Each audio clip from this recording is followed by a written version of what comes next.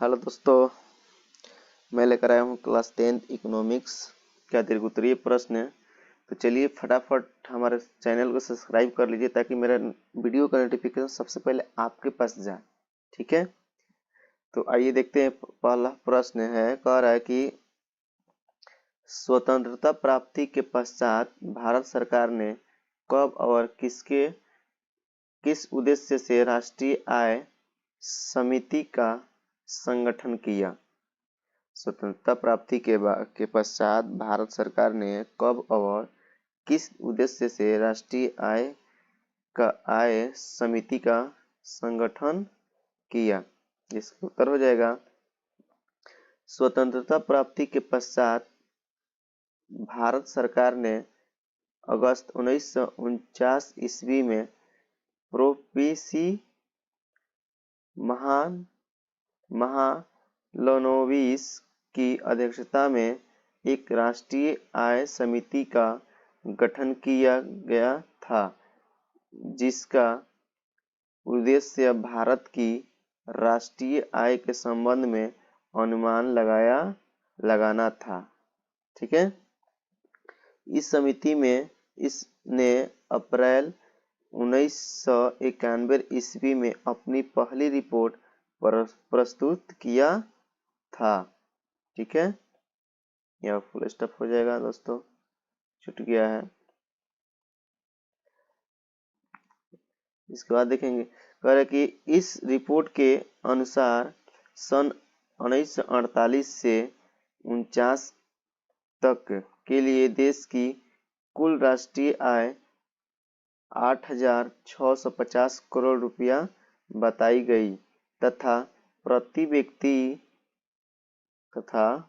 व्यक्ति आय 246.9 रुपया, ये अलग हो गया दोस्तों, 246.9 होगा, बताई गई। सन 1954 के बाद राष्ट्रीय आय के आंकड़ों का संकलन करने के लिए सरकार के द्वारा केंद्रीय सांख्यिकी संगठन की स्थापना की गई। यह संस्था नियमित रूप से राष्ट्रीय आय के आंकड़ों की प्रकाशित करती है। ठीक है, दूसरा प्रश्न देखेंगे, कह रहे कि राष्ट्रीय आय में अर्थव्यवस्था के तीनों कृषि क्षेत्र, औद्योगिक क्षेत्र तथा सेवा क्षेत्र का महत्वपूर्ण योगदान था। राष्ट्रीय आय की परिभाषा दें। इसकी गणना की प्रमुख विधियां कौन कौन सी है। ठीक है, इसका उत्तर हो जाएगा कि राष्ट्रीय आय का अर्थ होता है एक वर्ष में अंदर किसी देश में, यह गलत हो गया है दोस्तों, हो जाएगा एक वर्ष के अंदर, क्या हो जाएगा, एक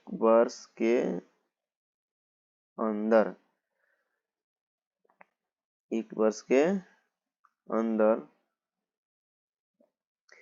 किसी देश में उत्पादित वस्तुओं एवं दूसरे शब्दों में किसी देश में एक वर्ष में अर्जित आय की कुल मात्रा को राष्ट्रीय आय कहा जाता है।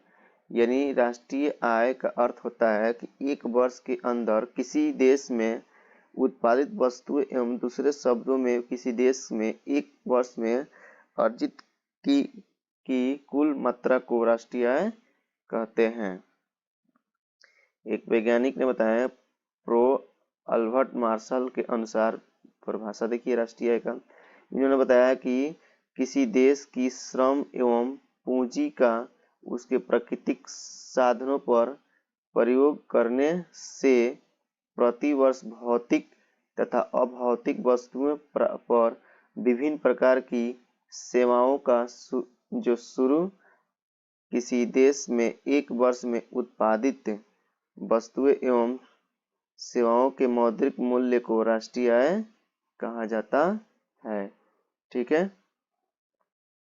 इसके देखेंगे राष्ट्रीय आय गणना की प्रमुख विधियां क्या क्या है। ठीक है, तो इसकी विधियां निम्नलिखित हैं। तो विधि नंबर 1, कर उत्पादन गणना विधि। पहला विधि क्या है? उत्पादन गणना विधि। इसमें क्या होता है कि जब राष्ट्रीय आय की गणना उत्पादन के योग के द्वारा किया जाता है तो इससे उत्पादन गणना विधि कहते हैं। ठीक है, दूसरा विधि देखेंगे। दूसरा क्या है? आय गणना विधि। ठीक है, दूसरा क्या है? आय गणना विधि। जब राष्ट्र के व्यक्तियों के आय के आधार पर राष्ट्रीय आय की गणना की जाती है तो इससे आय गणना विधि कहते हैं। ठीक है, तीसरा विधि देखेंगे, मूल योग विधि। मूल योग विधि। ठीक है, तो उत्पादित की हुई वस्तुओं का मूल्य भिन्न परिस्थितियों में व्यक्तियों के द्वारा किए गए प्रयास से बढ़ जाता है। ऐसी स्थिति में राष्ट्रीय आय की गणना को मूल्य योग विधि कहते हैं। ठीक है, चौथा नंबर देखेंगे, व्यवसायिक गणना विधि। ठीक है, तो राष्ट्रीय आय की गणना व्यवसायिक आधार पर की जाती है। राष्ट्रीय आय की गणना किसके आधार पर की जाती है? व्यवसायिक के आधार पर की जाती है। ठीक है, व्यवसायिक के आधार पर। तीसरा प्रश्न हो जाएगा, प्रति व्यक्ति आय और राष्ट्रीय आय में अंतर स्पष्ट करें। प्रति व्यक्ति आय और राष्ट्रीय आय में अंतर जो है निम्नलिखित है। राष्ट्रीय आय वर्ष भर में किसी देश में अर्जित आय की कुल मात्रा को राष्ट्रीय आय कहा जाता है। प्रति व्यक्ति आय देखिए क्या है?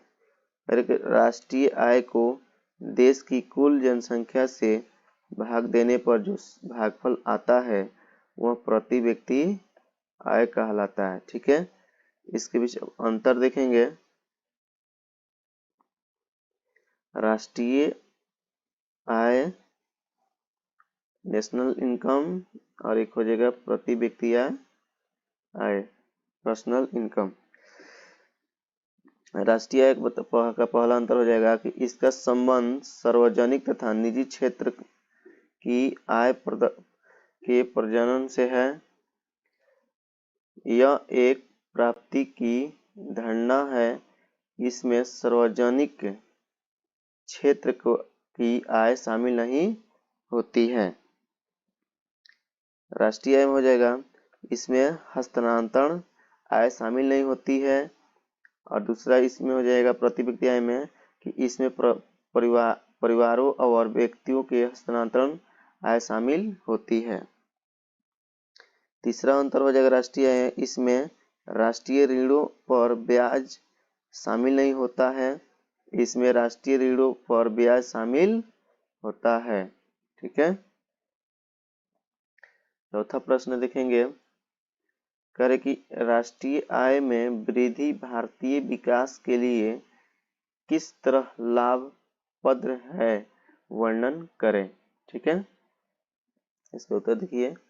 करे वर्तमान युग में प्रत्येक देश अपने अपने तरीकों से विकास की योजना बनाता है जिसका लक्ष्य राष्ट्र के उत्पादक साधनों की क्षमता को बढ़ाकर अधिक आय प्राप्त करना होता है। इस तरह शिक्षा, विज्ञान और प्रौद्योगिकी की क्षेत्र में पूंजी विनियोग के द्वारा रोजगार का सृजन किया जाता है जिससे लोगों को आय में वृद्धि होती है। राष्ट्रीय आय का अर्थ किसी देश में एक वर्ष में उत्पादित वस्तुओं एवं सेवाओं के कुल मूल्य से लगाया जाता है। दूसरे शब्दों में कह सकते हैं कि वर्ष भर में किसी देश में अर्जित आय की कुल मात्रा को राष्ट्रीय आय कहते हैं। ठीक है, और इसके लाभ पत्र देख लीजिए क्या क्या है। पहला हो जाएगा कि इससे राष्ट्रीय आय की आर्थिक प्रगति होगी। दूसरा हो जाएगा अधिक मात्रा में पूंजी का सृजन होगा। तीसरा हो जाएगा प्रति व्यक्ति आय में वृद्धि होगी। चौथा हो जाएगा लोगों की क्रय क्षमता का विकास होगा। और पांचवा हो जाएगा राष्ट्र की गणना विकसित देशों की श्रेणी में होने लगेगा। छठा हो जाएगा विदेशी व्यापार में वृद्धि होगी। इस प्रकार यह अनेक प्रकार से सहायक सिद्ध होगा। ठीक है, पांचवा नंबर प्रश्न देखेंगे। कह रहा है कि विकास में प्रति व्यक्ति आय पर संक्षिप्त टिप्पणी लिखें। विकास में प्रति व्यक्ति आय पर संक्षिप्त टिप्पणी लिखें। इसका उत्तर हो जाएगा भारत में प्रति व्यक्ति आय कम है। ठीक है, क्योंकि यहाँ जनसंख्या बहुत ज्यादा है और शिक्षा का अंतर ज्यादा है। मानव जीवन शैली एवं संस्कृति में भी विभिन्नता पाई जाती है। आज कृषि क्षेत्र में हुए सुधार विभिन्न प्रयोग विधि एवं अन्य क्षेत्रों में हो रहे हैं। विकास के बाद भी लोगों को रोजगार प्राप्त नहीं हो पाता है। इसलिए यह बेरोजगारी प्रति व्यक्ति आय को कम करके गरीबी को बढ़ावा देती है। अतः देश की स्थिति में विकास करने तथा प्रति व्यक्ति आय को बढ़ाने के लिए प्रति व्यक्ति आय की वृद्धि होना जरूरी है। ठीक है, छठा प्रश्न देखेंगे। कह रहे कि क्या प्रति व्यक्ति आय में वृद्धि राष्ट्रीय आय को प्रभावित करती है? वर्णन करें। ठीक है, इसका आंसर देखिए। कह रहे कि किसी भी राष्ट्र की संपन्नता अथवा क्लिपिंग तथा वहां के लोगों की प्रति व्यक्ति आय की संयुक्त रूप से सभी व्यक्तियों के आय के योग, जिससे राष्ट्रीय आय कहते हैं, के माध्यम से जाना जाता है। ठीक है, वर्तमान युग में प्रत्येक केस अपने अपने तरीके से विकास की योजना बनाती है, जिसका लक्ष्य राष्ट्र के उत्पादन साधनों की क्षमता को बढ़ाकर अधिक आय प्राप्त करना होता है। इस प्रकार शिक्षा, विज्ञान एवं प्रौद्योगिकी के क्षेत्र में पूंजी विनियम के द्वारा रोजगार सृजन किया जाता है। अतः वस्तुओं का अधिक उत्पादन तथा प्रति व्यक्ति आय में वृद्धि होने पर ही राष्ट्र में उच्चतम आर्थिक विकास की स्थिति को प्राप्त कर सकते हैं। प्रति व्यक्ति आय में परिवर्तन होने पर इसका प्रभाव जीवन स्तर पर पड़ता है। उत्पत्ति में वृद्धि तक तभी होती है जब उत्पादन में अधिक श्रमिकों को लगाया जाए। इस प्रकार जैसे उत्पादन में अधिक श्रमिकों को लगाया जाएगा, वैसे वैसे लोगों को अधिक प्रकार मिलेगा, अधिक रोजगार मिलेगा, सॉरी यहाँ पे हो जाएगा अधिक प्रकार नहीं, रोजगार होगा। ठीक है दोस्तों, ये गलत हो गया, यहाँ पे हो जाएगा रोजगार।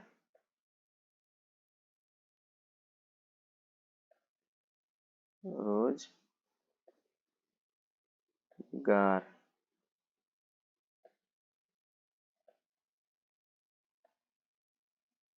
हो जाएगा अधिक रोजगार मिलेगा, इससे प्रति व्यक्ति आय बढ़ेगी तथा जीवन उत्तर पूर्व की अपेक्षा बेहतर होगा, इसलिए प्रति व्यक्ति आय में वृद्धि राष्ट्रीय आय को प्रभावित हो जाती है। ठीक है।